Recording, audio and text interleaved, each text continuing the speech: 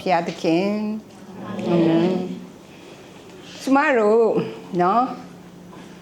ဒီနေ့မေခွန်းကတော့အဖြစ်ပါပြီးသားဖြစ်ပါတယ်နော်ကိုရောနေ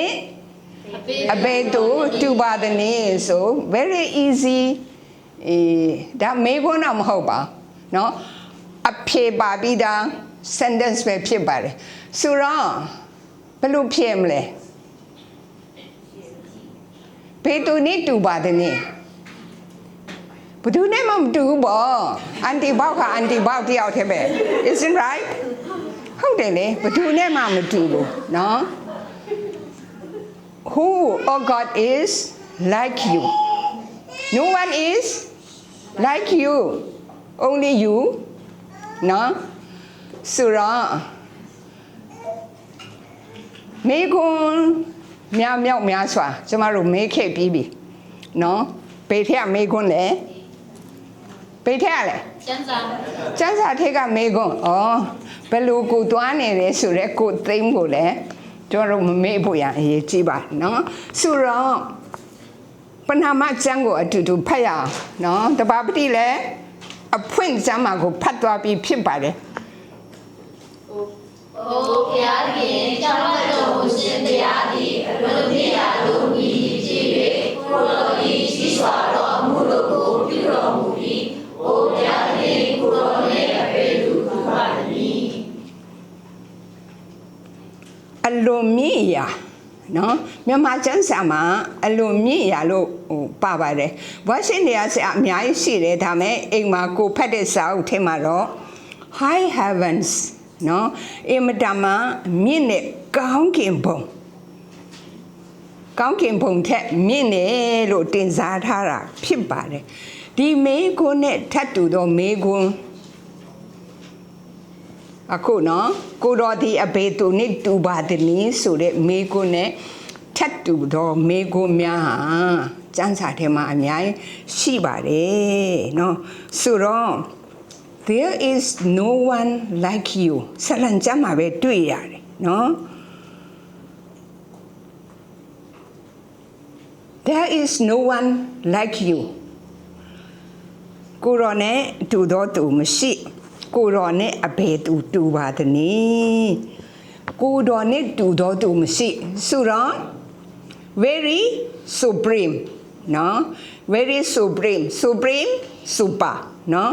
အမတမမြင့်မြတ်တော့အတုမရှိတော့အဲ့ဒီအကြောင်းတွေကိုဆလန်ကျမ်းတွေမှာအများကြီးတွေ့ရတယ်ကိုတော်နဲ့တူတော့တူမရှိကိုတော်ဆိုဘုရားပဲခေါ်လဲကျွန်တော်ယေရှုပဲခေါ်တယ်မလားတပည့်တော်တွေကကိုတော်သခင် Oh Lord my Lord နော်စတဲ့အဖြစ်ကိုတော်တူတဲ့သူမရှိဘူးတဲ့ကိုတော်ဤဖြောက်မှတ်ခြင်းတရားဘယ်သူတွေကိုဖြောက်မှတ်တယ်လို့ပြောရလဲပြောမယ်ဆိုရင်အများကြီးပေါ့လေနော်အဲ့ဒါတွေကတော့မပြောတော့ဘူးပေါ့အင်မတန်မှမြင့်နေတဲ့ကိုတော်ရဲ့ဖြောက်မှတ်ခြင်းအဲ့ဒီဖြောက်မှတ်ခြင်းတရားတွေဟာဘု து ထဲမှာပဲရှိတယ်ကိုတော်ထဲမှာပဲရှိတယ်နော်ဘယ်သူနဲ့မှမတူဘူးနိုင်ရှင်လို့ကိုမရဘူးနိုင်ရှင်မဲ့အရာကိုမရှိတာနော်အင်မတန်မှမြင့်မြတ်တယ်လို့တင်စားထားတယ်အင်မတန်မှမြင့်တဲ့ကောင်းကင်ဘုံလို့ပြောတဲ့အခါမှာ how many layers the heaven ပြောပြီးပြီနော်အချင်းချင်းခါခါဒီတယောက်ဟောပြီးပြီ how many layers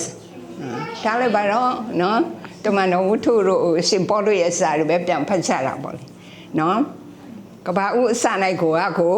ကောင်းကင်ဘယ်နဲ့ထပ်ဆိုတာပါပြီးသားဖြစ်ပါတယ်အဲ့ဒီကောင်းကင်ထက်ကိုမြင့်တဲ့ဖရာသခင်ရဲ့ဖြောက်မှတ်ခြင်းတရားကိုဒီနေ့ကျမတို့သင်ယူနေတာဖြစ်ပါတယ်ကိုတော်ရဲ့တန်ရှင်းခြင်းနော်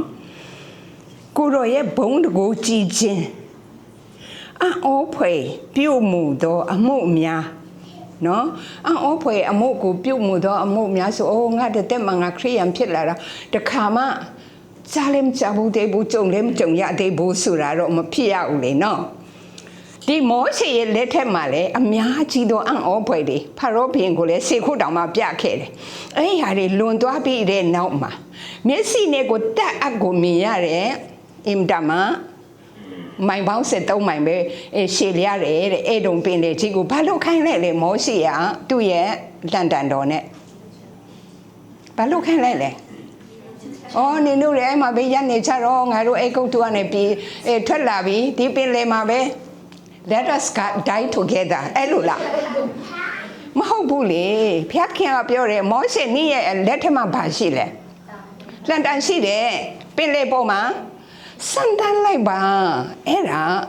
အော်ဖွယ်ရနော်ပင်လေကိုနှစ်ချမ်းခွဲစေတော့တကိုးရှိတော့ဖရာသခင်ရဲ့အကြောင်းကိုဒီနေ့ကျမတို့လေ့လာမှာဖြစ်ပါတယ်ကိုတော်တပါးဒီတာတဲ့အခြားသောသူမရှိဘူးတဆူဒီတော့ချီးမွမ်းခံထိုက်တော့ဖရာဖြစ်တယ်ဆိုတာကိုဒီဆာလံ91မှာရေးထားတာတွေ့ရပါတယ်နော်ဒီဆာလံရဲ့အကြောင်းကိုဆာလံကျမ်းလဲသူကချမ်းစာမဟုတ်ဘူးလို့အောက်မေပရမမဖတ်တဲ့ဟာတွေလည်းရှိမှာပေါ့လေနော်တကယ်ဆိုရင်ဆာလံတချင်းကိုရေးတဲ့လူတွေကအများကြီးရှိတယ်မေကွန်းလာမယ်ဆာလံစာအုပ်ပေါင်းဘယ်လောက်ရှိလဲ150နော်နေတာမဟုတ်ဘူးအစားဆုံးဖတ်ဖို့နော်မဖတ်ဖို့ရင်တော့အနေဆုံးဆာလံတိကတော့ရရမလေမတရားတော့နော်23လေးရရမယ်ထာဝရဘုရားတည်နော်91အမြင့်ဆုံးတော့ဟုတ်တယ်မလားငါကမဆက်ချင်းအကြောင်းအများကြီးပဲနော်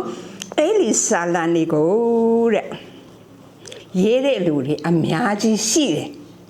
နော်အကြောင်းအရာအမျိုးမျိုးကိုလည်းရေးသားကြတယ်အဲ့ဒီရေးသားတဲ့အကြောင်းအရာတွေကငိုကြွေးမိတန်းချင်းဆာလံရှိတယ်တဲ့ဖျားကိုတောင့်တခြင်းရှိတယ်နော်ဆင်းရဲဒုက္ခမှာကေနှုတ်ဖို့ရန်ဖျားကိုခေါ်တဲ့ဆာလံရှိတယ်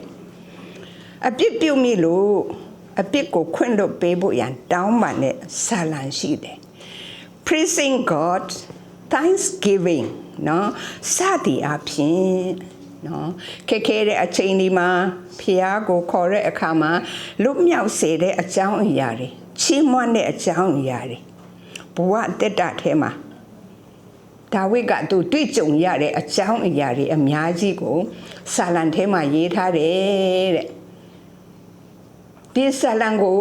150ပုဒ်တောင်မှရေးထားတဲ့အထဲမှာဒါဝိဒ်ရေးတဲ့ဟာတော့တူဝက်လောက်ပါတယ်လို့ပြောပါတယ်မောရှေကလည်းဆာလံထဲမှာရေးတယ်လို့ပြောတယ်ဆာလံ20လား30လားရှာလေးရှာပြီးပြီအခုကတော့မေ့သွားပြန်ပြီနော်ရှာကြည့်ရအောင်အဲ့ဒီဆာလံကဘာနဲ့တူလဲဆိုလို့ရှိရင်အဲ့တုန်းပင်တွေကိုဖြတ်သွားတော့အခါမောရှေဒီဖျားသခင်ရဲ့ဂျေဇုတော်ကိုချီးမွမ်းတဲ့တခြင်းအဲ့ဒီတခြင်းအလုံးစုံကိုဆာလံကျမ်းထဲမှာလဲတွေ့ရတယ်နောက်တစ်ပတ်ဒီအန်တီဘောက်တရားဟောတဲ့အခါမှာဒါတော့ဖြေရမယ်မေကွန်းဖြစ်ပါတယ်နော်ဒီနေ့ဒီဆာလံကျမ်းတွေကိုဘာဖြစ်လို့လေ့လာရလဲကိုတော်ဒီအဖေနဲ့တူအဖေသူနဲ့တူတဲ့နေအေးလောက်ကြီးမြတ်တဲ့ဖခင်ရဲ့အကြောင်းတွေဖြစ်တယ်နော်ဆာလံ91ကိုတင်ယူလေ့လာဖို့ရန်ရွေးချယ်ထားတာဖြစ်ပါတယ်ဒီဆာလံကိုရေးသားတဲ့သူကဘယ်သူလို့မပါဘူးတချို့သောဆာလံကျမ်းတွေမှာဆိုလို့ရှိရင်ကောရာကရေးသောစာဒါဝိဒ်ရေးသောစာစသည်အဖြစ်ပါတော်လဲပဲအသက်ကြီးသောသူတို့ဤ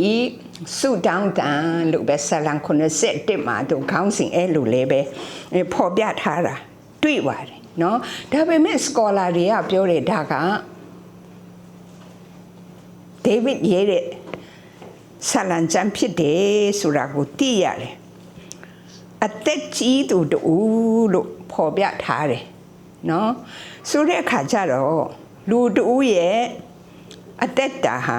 နှုတ်ငယ်သည်ဖြစ်စေနော်အသက်အရွယ်ကြီးရင်သည်ဖြစ်စေအရွယ်တိုင်းမှာဖျားသခင်က သူ့ရဲ့သားသမီးတွေရဲ့ဆုတောင်းတန်ကိုနားညောင်းပေးတဲ့ဘုရားသခင်ဖြစ်တယ်ဆိုတာကိုကျမတို့သိရတယ်ကိုရောကိုခိုလုံသောအခါရေးတိုက်ဖြစ်ပေးပါတဲ့ရေးတိုက်ကျမတို့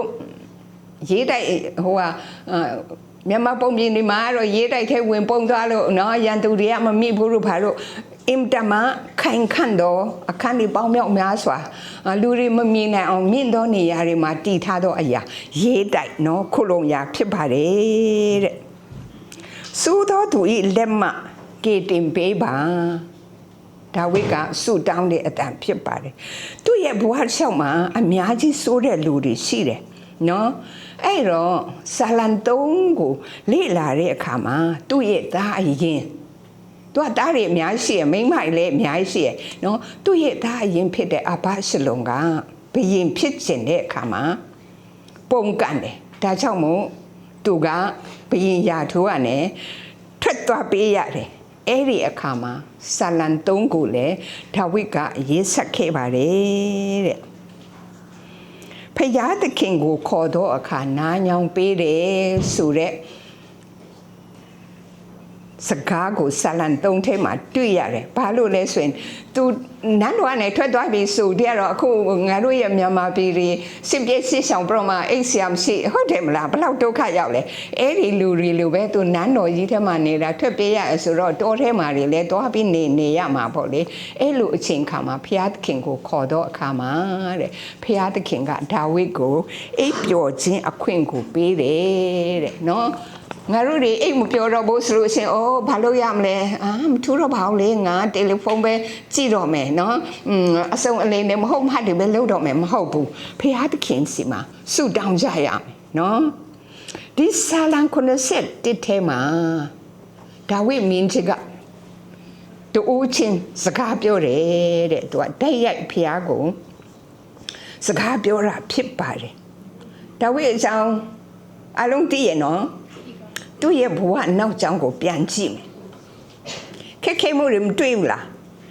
တွေ့တယ်ပြပရန်ရှိတယ်ပြည်တွင်းရန်ရှိတယ်မိမိရဲ့အသားရင်ဖြစ်တဲ့သားရင်ပါအဘရှလုံတောင်မှသူ့ကိုနမ်းလို့တယ်ဒါလေးရန်သူပဲနော်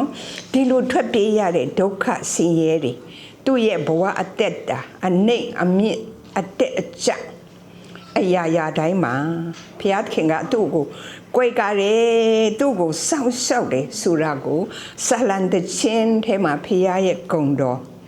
ညော့များစွာကိုရေးသားထားပြီးတော့မှအဲ့ဒီဆာလံလေးကိုဖတ်တော်သူတိုင်းကခွန်အားယူရတယ်အဲ့ဒီဆာလံလေးထဲကနေကျမတို့သင်ခန်းစာတွေယူရတယ်အဲ့လိုဖြစ်အောင်ဒီဆာလံကျမ်းလေးကိုဆာလံဆရာတို့တွေက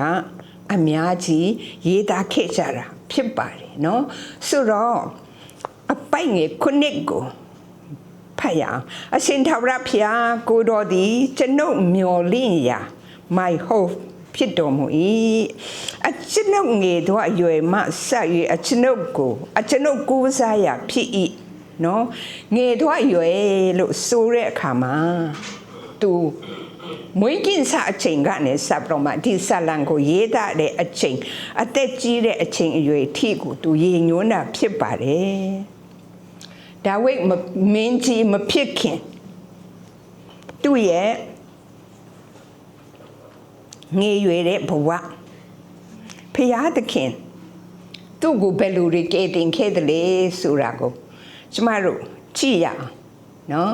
ဆရာမစီပေါ်မြင်ရတော့ရှမွေလအကြောင်းကိုသင်တဲ့အခါမှာ how long will it take ရှမွေလဘလောက်အကြာကြီးဖြစ်နေငိုကြွေးနေမှာလဲဝမ်းနေမှာလဲနော်ဘလောက်အကြာကြီးထိလဲဘလောက်ထိကြာမြင့်မလဲနော်ဒါရှမွေလကို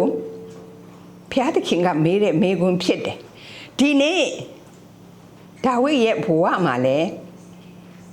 အဲ့ဒီလိုအခြေအနေတွေရှိခဲ့တယ်နော်ကြည့်ရအောင် prophet ရှမွေလကအဲ့လောက်ဝမ်းနေနေတဲ့အခါငိုမနေနဲ့ဝမ်းနေမနေနဲ့သွားဘယ်လေမြို့ကိုသွားယေရှုမှာတားတွေအများရှိတယ်တယောက်တော့သူကိုဘဒူတားရှိရောက်ရှိရလို့ပြောဘယ်တယောက်ကိုလို့သူကနာမည်မပေးလိုက်ဘူးတယောက်တော့သူကိုတဲ့ စီသွားလောင်းပါရှင်ဘုရင်ရာထိုးကိုခန့်ပါလို့ခိုင်းလိုက်တယ်ဆိုတဲ့ခါကျတော့လူရသွင်းခံရတဲ့ဒါဝိဒ်ကစီလောင်းချင်းကိုခံရတယ်နော်ဒီအကြောင်းကိုကျမတို့ဒုတိယဓမ္မရာဇဝင်ဒုတိယဆောင်အခန်းကြီး16အငယ်73မှာထိုနေ့မှစ၍ထာဝရဘုရား၏ဝိညာဉ်တော်သည်ဒါဝိဒ်ပေါ်မှာကြာရောက်လေ၏ရှင်ဘုရင်ဖြစ်ဖို့စီလဲလောင်းခံရပြီဘုရားရဲ့ဝိညာဉ်တော်သွန်းလောင်းခြင်းကိုခံရပြီနော်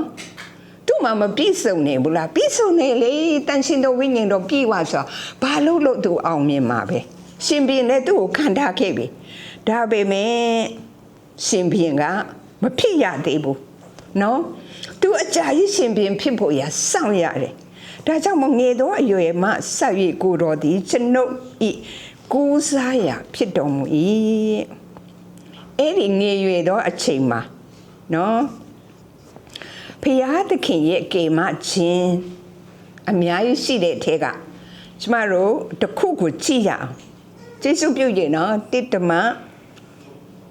အခန်းကြီး19အငယ်49နဲ့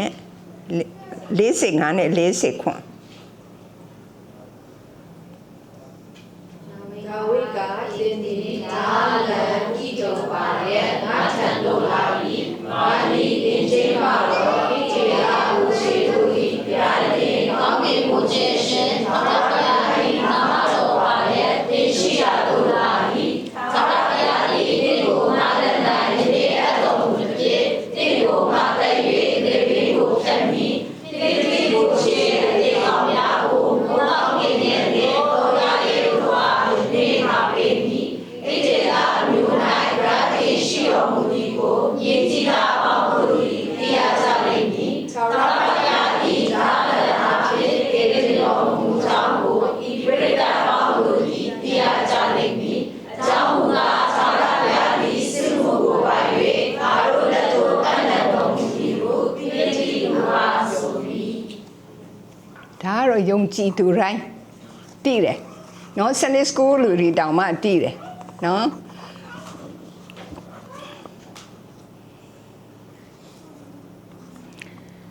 ယုံကြည်သူတိုင်းဒီသမိုင်းကိုတည်တယ်ဒီဟာကတကယ်ဖြစ်ခဲ့တဲ့သမိုင်းဖြစ်ပါတယ်နော်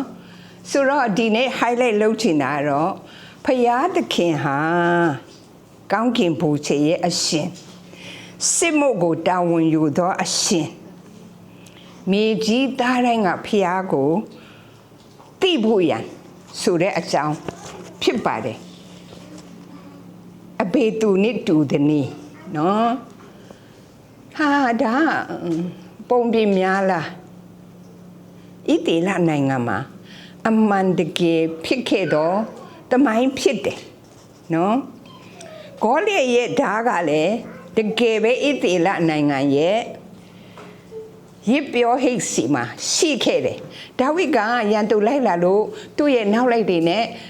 ဒီရစ်ပြောဟိတ်စီကိုရောက်တဲ့အခါမှာရှေ့တော်မုံကိုကြွေးပါငါတို့စားရဲဆိုရင်လူမစားရဘူးလို့ပြောတယ်ဒါမဲ့ဖះအခွင့်ပေးတော့သူကစားမယ်ဆိုတော့ရှေ့တော်မုံကိုစားတယ်ရှေ့တော်မုံအကြောင်းကိုကျမတို့ဗိမာန်တော်စောက်တဲ့အခါမှာတွေ့ရမယ်နော်ပြီးရင်ရန်သူလိုက်လာတယ်လို့ပြောတယ်ဘာလို့လက်ထက်မှာဘာမှမရှိလဲဒါမရှိလားမရှိဘလို့ရန်သူနောက်လိုက်မလဲဆိုတဲ့အခါမှာရစ်ပြောဟိတ်စီမှာကောဘာရှိလဲလို့မေးတဲ့အခါရစ်ပြောဟိတ်ကပြောတယ်တင်းတဲ့ဂေါလိယကိုတတ်တဲ့ဂေါလိယရဲ့ဓာကတဲ့အဝတ်နဲ့ပိုက်ရိပ်ပြတော့မှတတိုင်းရဲ့အတွင်းထဲမှာရှိတယ်တဲ့ဆိုတော့ဒီဓာကလည်းတကယ်ပဲ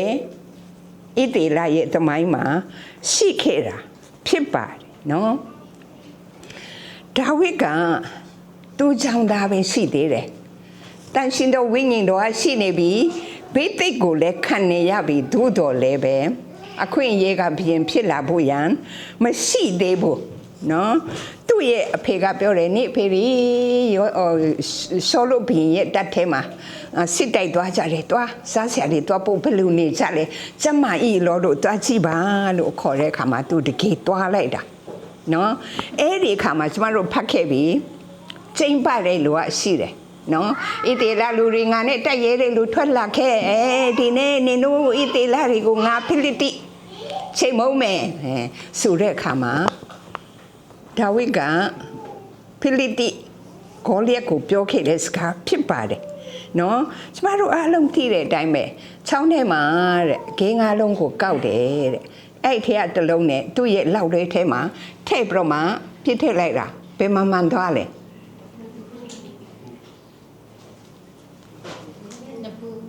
ကိုလေးရဲ့နဖုတ်တဲ့ကိုမှန်နေတဲ့ဘာဆိုတကူလုံးမှာ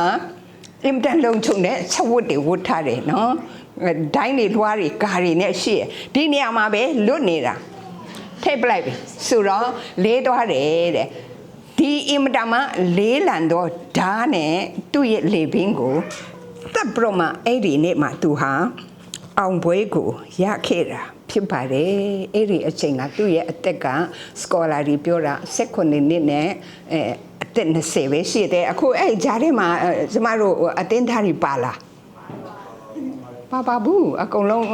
ဒီသူ့ကြောင့်သားထက်အကုန်အရွယ်တွေရောက်နေကြပြီနော်အင်မတန်မှငေသေးသောအရွယ်ဖြစ်ပါတယ်တဲ့ဒါကြောင့်မို့ကျမ်းစာတော်မြတ်ထဲမှာအကျွန်ုပ်ငေသောအရွယ်မှစ၍အကျွန်ုပ်မျော်လင့်ရာအနိုင်မဲ့သောဖျားဖြစ်တယ်နော်ရန်သူကိုတိုက်ဖို့ရန်ယူလာတဲ့ခဲလုံးပေါ်မှာဖျားရဲ့တကိုးပါတယ်သူ့ရဲ့ဒီလောက်လွဲအတက်ကိုဖျားသခင်ကကျွမ်းကျင်စေတယ်မှန်အောင်လဲဖျားသခင်ကထည့်ပေးလိုက်တယ်နော်အဲ့ဒီလူဖျားရဲ့တကိုးတော်တွေကြောင့်မို့သူကရန်သူကိုအောင်ပြီးတော့မှဒီလောက်ငယ်တဲ့အရွယ်အချိန်မှာသူကဟီရိုဖြစ်လာတယ်တဲ့နော်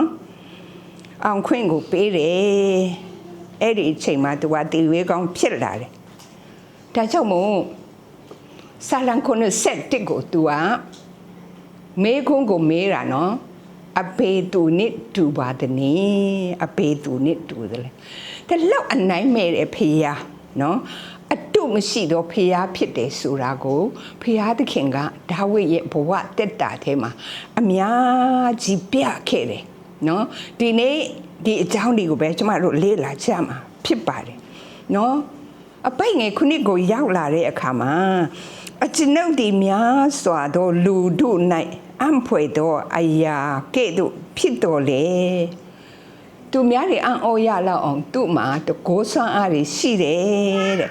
ကိုတော်ဒီအကျွန်ုပ်၌ခိုင်ခန့်သောခိုလုံရာရေးတိုက်ဖြစ်တယ်ဘုရားသခင်ကိုခိုလုံခြင်းအဖြစ်တာသူကဒီကဲ့သို့သောအရာများကိုသူလုပ်နိုင်တာဖြစ်ပါတယ်နော်ရှင်ပြေနော်ဘိသိက်ခံထားရပြီဘီရင်ဖြစ်တယ်ဆိုလို့စီမှာလဲစစ်တာလုပ်ရတယ်အဲ့လိုစစ်တာလုပ်ရတဲ့အခါလဲတပ်ဖို့ရအချိန်ချင်းကြံစီခံခဲ့ရတယ်နော်ဒီလိုခက်ခဲတဲ့အရာတွေဒုက္ခတွေသူများရဲ့နှိမ်ချခံရမှုပြည့်ရပြုတ်ခံရမှုအမျိုးမျိုးထဲမှာနော်ဖယားကိုသူခိုလုံတဲ့အတွက်ကြောင့်မှာဒီဒုက္ခဆင်းရဲတွေကနေသူလွတ်ရတာဖြစ်ပါတယ်တဲ့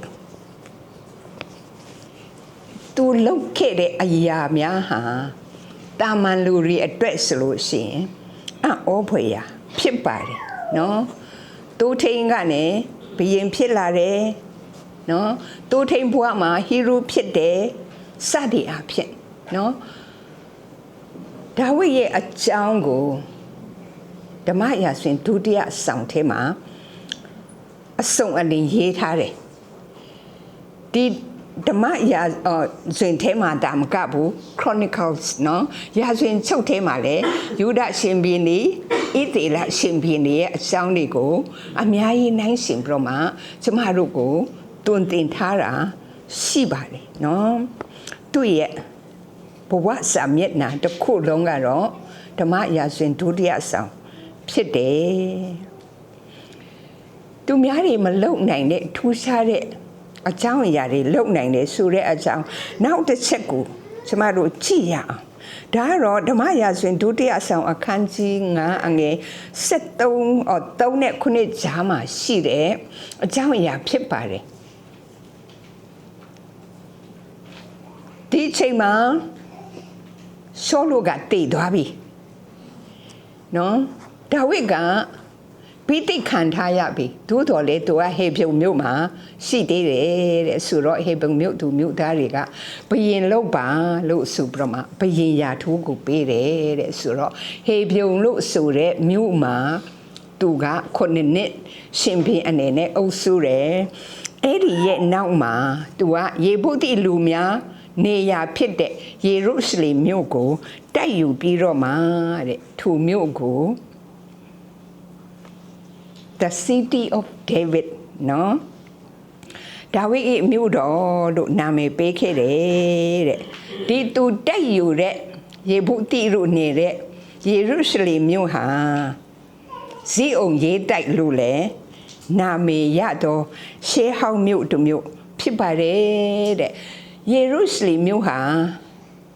အသက်တန်အရန်ရှည်ကြခဲ့ပြီနော်နှစ်ပေါင်း9000ဆိုတာတော့ဒီအာဗြဟံတို့ဘာတို့လက်ထက်လောက်ကြရပါလေနော်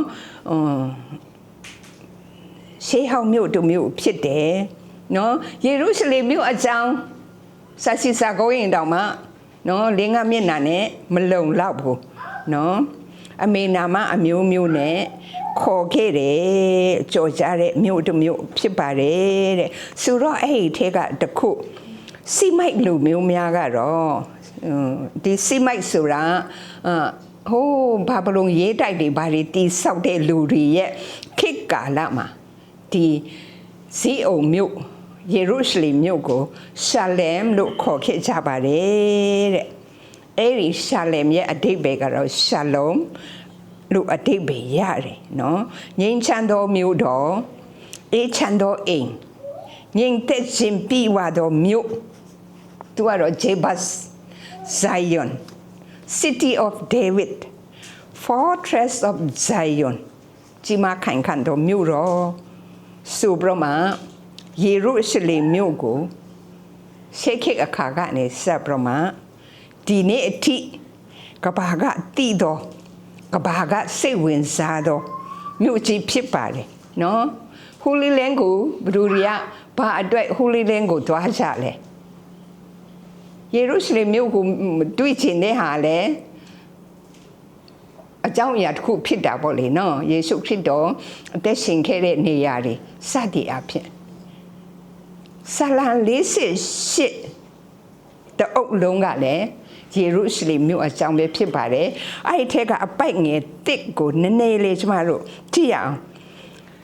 ဆလံ48ခုမြောက်သောဆလံအပိုက်ငယ်တစ်ထာဝရဘုရားသည်ကြီးမြတ်တော်မူ၏ Great is the Lord တန်ရှင်သောတောင်ပေါ်မှာငါတို့ဘုရားသခင်၏မြို့တော်တွင်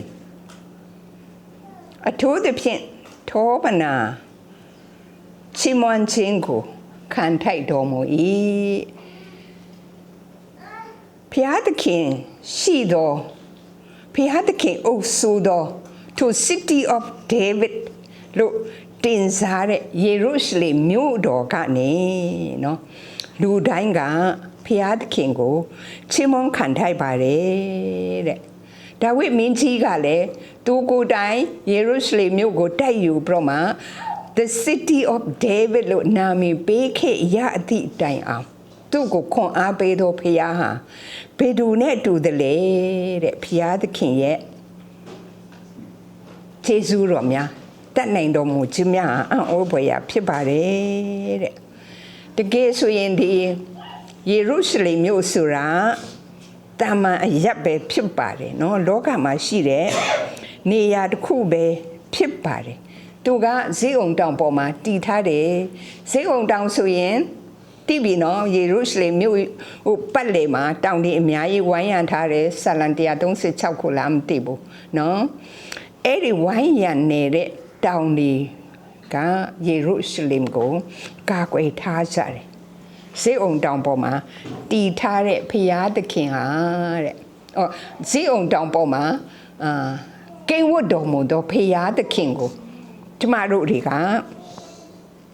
ချီးမွမ်းချရမယ်နော်သူ့ရဲ့အောက်ကိုဆင်းသွားတဲ့အခါမှာထိုဇီးအောင်တောင်တို့သည်အလွန်အ